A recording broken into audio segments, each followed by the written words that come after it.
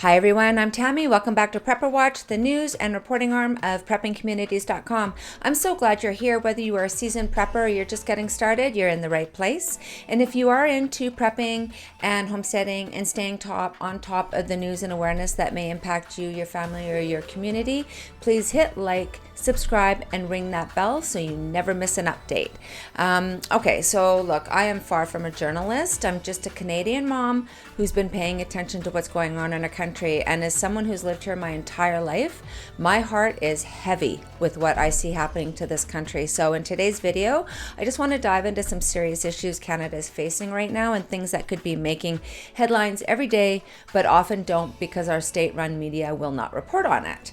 So let's start with tent cities and homelessness. It's right in front of us, the visible collapse on our streets. Homelessness in Canada is spiraling way out of control. A federal survey from 2022 found tent cities in 68 out of 72 communities, and 63% said those encampments are growing, getting bigger and more frequent. And honestly, it has not slowed down. It is getting more and more. According to the Homeless Hub and recent Ontario data, rural homelessness has increased 154% over the past 8 years. Again, it's not just happening overnight. This has taken a while. In Calgary, encampment-related calls jumped to 6,700 in 2024, up sevenfold since 2018. That is not a bump. That is a complete breakdown. These aren't just statistics. These are families, veterans, and children living in tents on cold concrete in one of the richest nations in the world. Where's all of our money going? What are we doing? Let's talk about the drug crisis, because fentanyl and street drugs are devastating lives across Canada. Since 2016, Canada's toxic drug crisis has claimed more than 52,544 lives. 3/4 of those deaths involved fentanyl. British Columbia felt it worse, with 2,511 people dying in 2023, the highest ever recorded, and the tragedy is not slowing. Preliminary data show that 1,158 deaths in the first half of 2024 and 152 deaths in January 2025 alone from BC Gov News. So why? Cheap, super potent fentanyl keeps pouring in.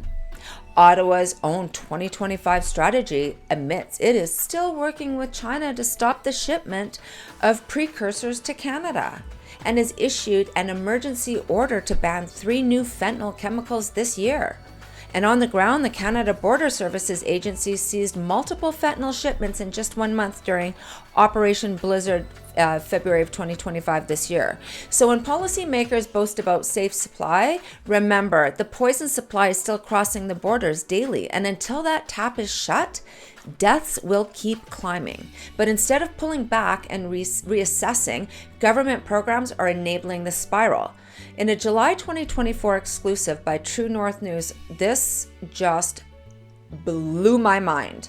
Reporter Sue Ann Levy exposed a vending machine in downtown Toronto that dispenses needles and booty bumping kits just meters from a school. And she writes, the addicts have set up tents in the back of their downtown Toronto building. They lie on sidewalks, harass residents, and have broken windows.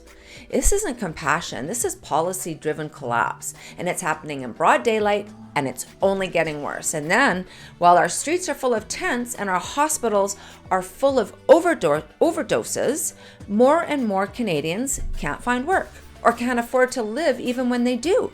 As of mid-2025, Canada's unemployment is at 6.5%, the highest in 4 years. Youth unemployment is nearing 12%. Food inflation is still raging, more than 20% since 2022, and 1 in 4 Canadians now use food banks monthly. We've reached a point where families working full-time jobs are lining up for groceries. It's not normal.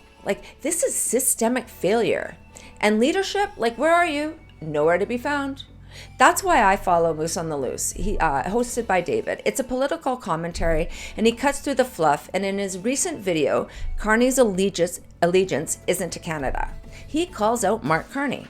the Liberal Party's unelected leader, yes, I said unelected, and former banker for what he really is.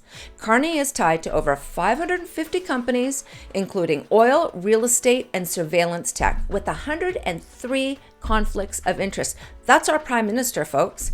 David also points out that Carney recently met with Indigenous leaders and admitted there's no list of major projects, no plans, no action, nothing shovel ready, and yet he's pushing Bill C-5, a sweeping infrastructure law that sidesteps provinces in environmental review in the name of urgency. But nothing is moving. And as David says, he's got no list, no plan, and provinces are still waiting for leadership.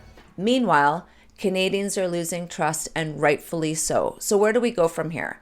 We got tent cities. We got needle vending machines near schools. We got record unemployment. And we got a government that seems more focused on optics than outcomes. It is no wonder why so many Canadians are feeling uneasy. And folks, this is why we prep. That's why we build a community. For full sources, more in-depth articles, and the latest YouTube commentary, including content from Moose on the Loose, True North, and others, come visit us at preppingcommunities.com and prepperwatch.com for the latest news. You can join local or topic-based prepper groups, create your own groups, share what's happening in your area, learn from other preppers and homesteaders, and get real news free from censorship. Also, drop a comment and please tell us what you're seeing. Are your grocery prices rising in your area? Are tent cities popping up near you?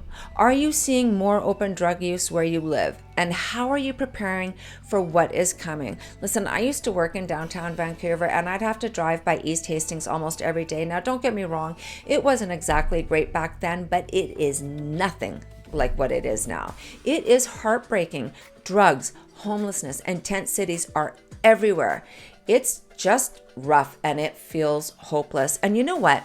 I don't think anyone grows up dreaming, hey, I want to be an addict someday, or hey, I hope I end up hopeless, or I hope I give everything away and lose it all just so I can put a needle in my arm. I don't think so.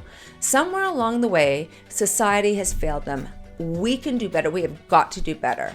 And that's why Prepper Watch and Prepping Communities exist, not to scare people, but to wake people up and to connect with others who see the same things happening. So again, for more details on today's topics, including video links and full articles, come visit us at preppingcommunities.com. Register. It's fast, free, and easy. And you can access prepperwatch.com as well for all the latest news. It's fast, free, fully uncensored, no tech giants filtering what you can say or read.